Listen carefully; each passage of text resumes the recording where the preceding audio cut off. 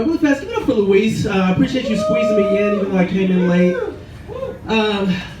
I'm really enjoying it here in LA. I'm visiting from Nashville. Yeah, great place, great spot. But I gotta admit, it's weird out here in Los Angeles. Like, it's like 80-something degrees and like no humidity. I'm not sweating.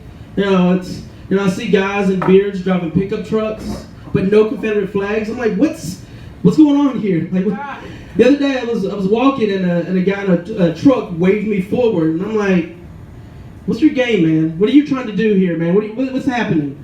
Wasn't sure how to. He was being too nice to me, is what I'm getting at here. But I am enjoying it here. I gotta admit, like being from the South, people ask you all the time, is it racist there? And it is, but it's not necessarily as bad as you might think.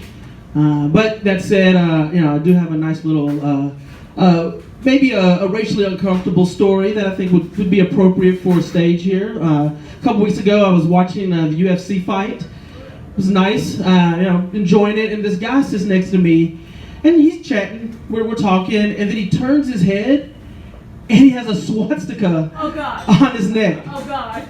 Oh, God. And he's talking to me as if he doesn't have a swastika on his neck. He's like saying things to me like, yeah, I think the white dude's gonna lose. And I'm like, hey, what kind of get out shit is this? Like, I don't understand what's happening right now. And, he's talking to the bartender and he's taking selfies with her. And then he actually leaves later on. And I asked the bartender, I was like, how do you know that guy? She's like, oh, I just met him. He seemed like a nice guy. And it's a true story. I go, what about the swastika on his neck?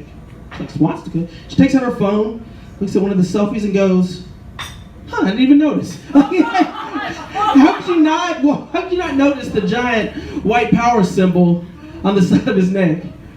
Now, one of the things that's interesting is that, just because he had that tat doesn't mean he was a current Nazi. He might have been a former Nazi. But I think as a black man, saying you used to be a Nazi would be like ladies, it'd be like if your man said, I used to be gay. It'd be like, I want to believe you, but something in the past happened that makes me skeptical. So, that's sort of what happened with that situation. We don't have a lot of Nazis, though, in Nashville. What we do have, at least in Tennessee, is, some Klan activity. Just putting it out there, Tennessee, birthplace of the Klan. I'm just thinking about how every organization has people that are a little too into that organization. And I imagine that even the Klan has some people that are a little too racist, even for the rest of the Klan members. You know what I'm saying? Like that one guy who tells a joke and it's so racist that even the other Klan members are like, whoa, Cyrus? Too soon. Even we like Prince. Like, you know what I mean? One of those things. Of course, on the opposite side, there's probably that one guy in the organization who's not dedicated enough. You know what I mean? Like that guy that they talk about behind his back. Like, oh, here comes Chad. Is he even committed to world domination? I feel like we can't trust him. You know what I mean? Like Chad, they have a formal meeting. Everyone's wearing dress shoes. Chad's wearing chacos. That kind of guy. Like, it's like, oh, you're almost there. And then they're sitting there like, man, Chad, why is there a nacho stain on your hood? Like, what's going on there? You got to go to the dry cleaner before showing up at the meeting. And where's your cross? Are you even going to burn anything?